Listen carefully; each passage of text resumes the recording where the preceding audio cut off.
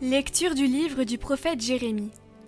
En ces jours-là, les prêtres et les prophètes dirent au prince et à tout le peuple : Cet homme mérite la mort, car il a prophétisé contre cette ville.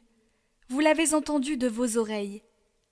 À son tour, Jérémie s'adressa à tous les princes et à tout le peuple.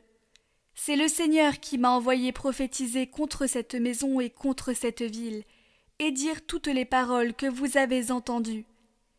Et maintenant, rendez meilleurs vos chemins et vos actes, écoutez la voix du Seigneur votre Dieu. Alors il renoncera au malheur qu'il a proféré contre vous. Quant à moi, me voici entre vos mains. Faites de moi ce qui vous semblera bon et juste. Mais sachez-le bien, si vous me faites mourir, vous allez vous charger d'un sang innocent, vous-même et cette ville et tous ses habitants. Car c'est vraiment le Seigneur qui m'a envoyé vers vous proclamer toute cette parole pour que vous les entendiez.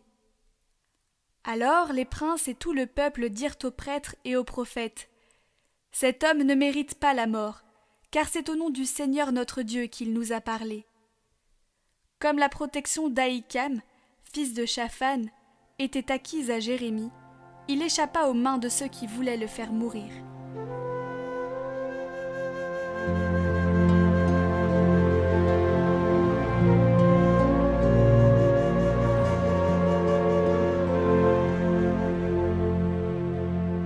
C'est l'heure de ta grâce, Dieu, réponds-moi.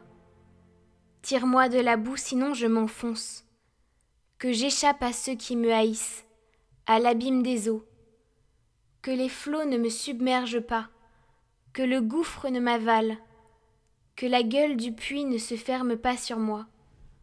Et moi, humilié, meurtri, que ton salut, Dieu, me redresse, et je louerai le nom de Dieu par un cantique.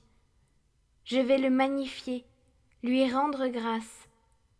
Les pauvres l'ont vu, ils sont en fête. Vie et joie à vous qui cherchez Dieu, car le Seigneur écoute les humbles. Il n'oublie pas les siens emprisonnés. C'est l'heure de ta grâce, Dieu, réponds-moi.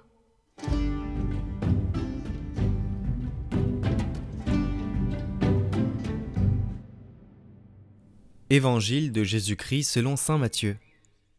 En ce temps-là, Hérode, qui était au pouvoir en Galilée, apprit la renommée de Jésus et dit à ses serviteurs : Celui-là, c'est Jean le Baptiste. Il est ressuscité d'entre les morts, et voilà pourquoi des miracles se réalisent par lui. Car Hérode avait fait arrêter Jean, l'avait fait enchaîner et mettre en prison. C'était à cause d'Hérodiade, la femme de son frère Philippe. En effet, Jean lui avait dit : Tu n'as pas le droit de l'avoir pour femme. Hérode cherchait à le faire mourir, mais il eut peur de la foule qui le tenait pour un prophète.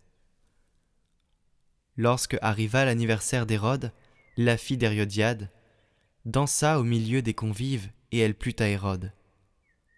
Alors il s'engagea par serment à lui donner ce qu'elle demanderait.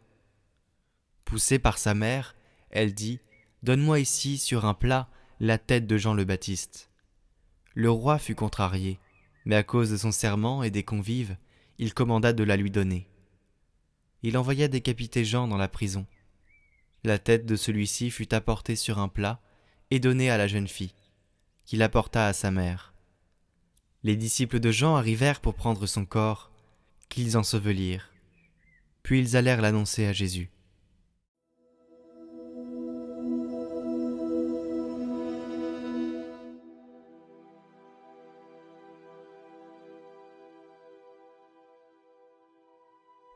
Ô mon Dieu, je ne veux pas que vous m'ayez appelé en vain.